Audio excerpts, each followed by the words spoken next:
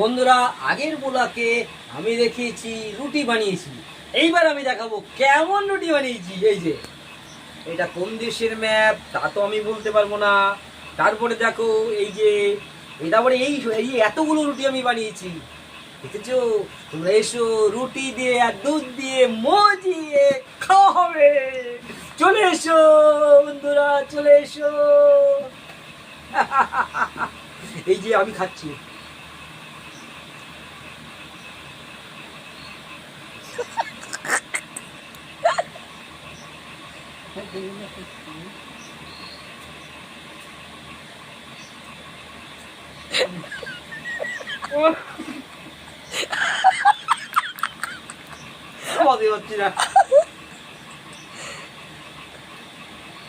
খাও খাও।